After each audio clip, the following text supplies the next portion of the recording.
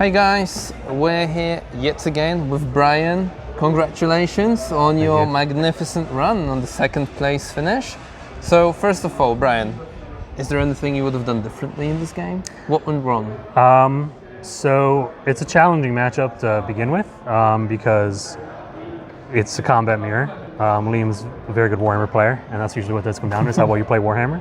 And he has all the tools on his side. You know, he's got fight first, he's got the interrupts, he's got reactive moves. It's an uphill battle for sure.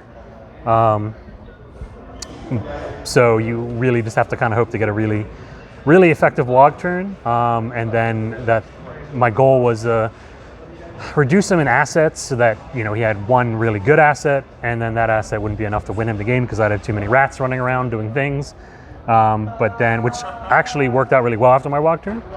But then I forgot that plan going into my next turn and decided to use a big reserve unit to try and damage that squad, which was never going to happen. And then just fell incredible. Like the whole game fell apart from there. So that whole turn where I charged in with the reserve boy unit was just a mistake. So obviously going second with orcs, you're at a bit of a disadvantage. A bit is strong. Mildly put, given the army role. So how did you work around that? Because from what I've seen, the water was actually quite effective despite all that. So can you walk us through that a little bit? So I went second 7 out of 9 times this tournament, which was cool. The wog turn. So a lot of people think you can just pull back off the wog turn, but if you are positioned aggressively enough with orcs, that's usually not true and not viable, because you're either pulling so far back that you're not playing the game anymore, or you are, just completely out of game if you pull back too far. Mm-hmm. But the real reason why it's painful is because then on their crackback turn, you have no invuln save. And so your entire army, which is paper thin, has some toughness, and sometimes that can match up really well, but usually you really rely on knocking off 1/3 of all their damage to have some stuff left over, because a lot of your damage in orc units are concentrated in only a couple models at the juicy center of the giant orc boy units and stuff like that. Mm-hmm. But you're able to get to that juicy center because you don't have the invuln save. So that's where it really hits, is the turn after the wog. So it's definitely really challenging. So you just have to do enough damage, and that's why, my list is designed the way it is so that when I do go for it, I'm able to run through people trying to slow me down on my screens, and you just try and hit as much as possible, tag as much as possible, kill as much as possible, and make it so that when they actually try and hit you back, it's significantly less than enough to kill you. And that's why I think I was able to win 7 out of 9 times with this one, was because, 6 out of 7 times going second. With this one was just because of the fact I was able to deal enough damage all those times. So.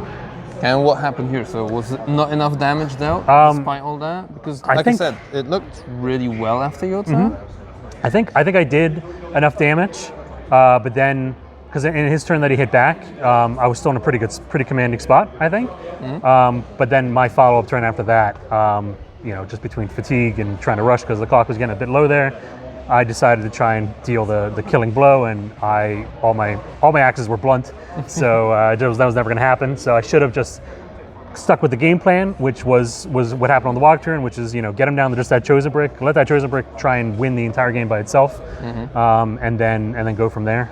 But as soon as I lost that 20-man squad, it was just lights out. And so do you think it would have really made a difference if that 20-man squad was just charged in Liam's turn afterwards? I think that the 20-man squad needed to be an asset that I had towards the end of the game, and then it could do things, it could do scores. It's got a ton of OC. It just would have been.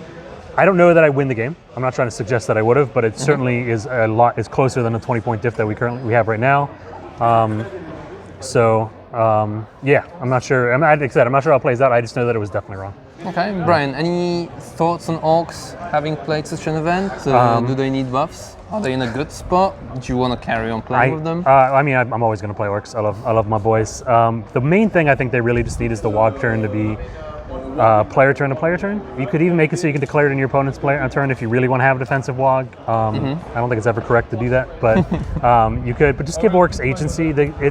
The problem is that orcs become a completely different army going second rather than going first, and it's really challenging.